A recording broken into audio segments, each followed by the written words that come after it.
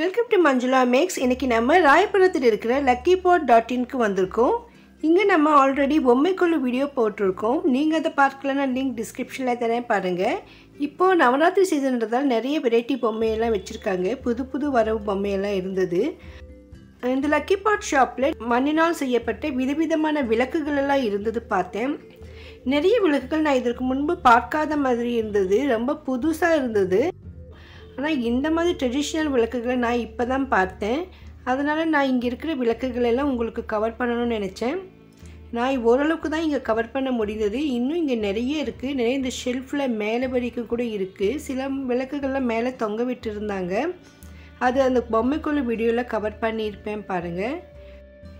இந்த மாதிரி விளக்குகள்லாம் நம்ம சிட்டியில் பார்க்கறது ரொம்ப அரிதான விஷயந்தான். இது எல்லாமே வெரைட்டியான கலைநயம் மிக்க அணையா விளக்குகள்.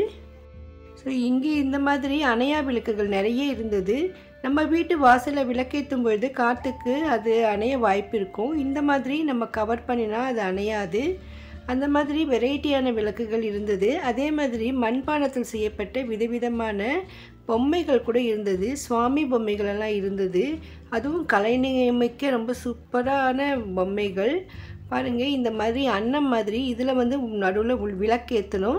ஸோ அணையாமல் இருக்கிறதுக்கு இதுக்கு இந்த கிளாஸில் கொடுத்துருக்காங்க. இது ஒரு மாடல். இந்த மாதிரி சில ஐட்டம் இருந்தது.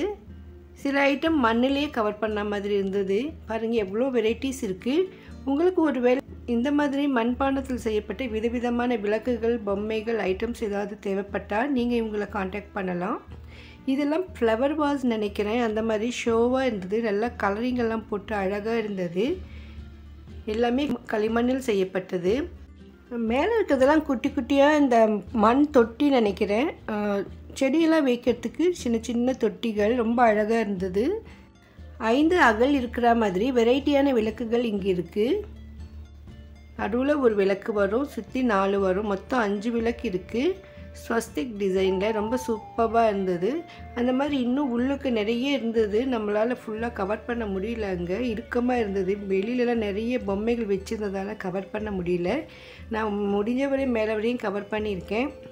உங்களுக்கு இதை பற்றி இன்னும் டீட்டெயிலாக வீடியோ வேணும்னா சொல்லுங்கள். நெக்ஸ்ட் டைம் போகும்பொழுது எல்லா ஐட்டமே கவர் பண்ணி வீடியோ போடுறேன். பாருங்கள் இந்த மாதிரி செராமிக்கில் கூட சின்ன சின்ன பாட்டெல்லாம் இருக்குது. இந்த மாதிரி ஐட்டமெல்லாம் நிறைய நம்ம வீட்டில் டெக்கரேட்டிவாக வைக்க சூப்பராக இருக்கும்.